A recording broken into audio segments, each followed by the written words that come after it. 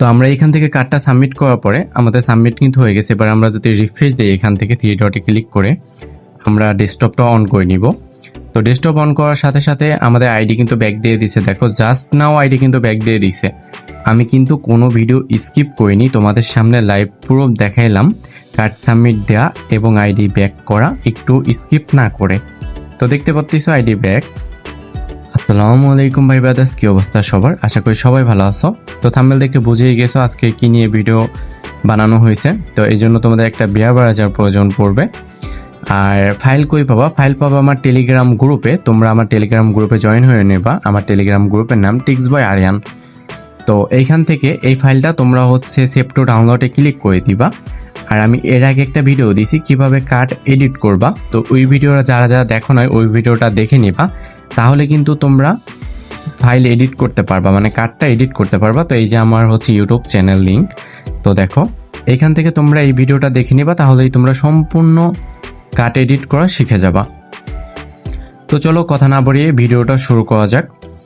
তো তোমাদের যাদের আইডি আপলোড ইউর আইডিতে তোমরা আইডিটা বিয়ার বাজারে লগ ইন করে নিবা। বিয়ার বাজারে লগ ইন করে তারপরে এইখান ডেস্কটপটা অন করে সুইচ ফটোতে ক্লিক করে দিবা। এইখান থেকে তোমাদের যে কার্ডটা মেক করবা, আমি কিন্তু আগেই বলতেছি যে কার্ড মেকের ভিডিও কিন্তু আমি দিয়ে দিয়েছি।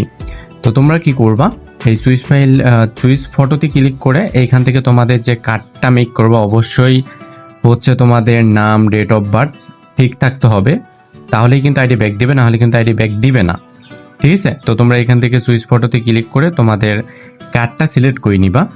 তো যেহেতু কার্ডের পিক দেখাইলে বা তোমাদের ফাইল শো করলে ভিডিও ভাইলেন্স খায়, তো এই জন্য আমি কার্ডের পিকটা হাইড করে রাখছি। তো সম্পূর্ণ ভিডিওটা দেখো, তাহলে এমনিতেই বুঝতে পারবা। এইখান থেকে তোমরা তোমাদের কার্ডটা সিলেক্ট করে ডান বাটনে ক্লিক করে দিবা। ঠিক আছে? এই যে আমাদের কার্ড। তো এইখান থেকে তোমরা ডান বাটনে ক্লিক করে দিলেই তোমাদের ফটোটা সিলেক্ট হয়ে যাবে, মানে কার্ডটা আর কি। তো এইখান থেকে দেওয়ার পরে দেখো এবার কি করবা, সাবমিট বাটনে তোমরা ক্লিক করে দিবা, বা নেক্সট বাটনে যেটাই ওটার উপরে ক্লিক করে দিবা। ঠিক আছে?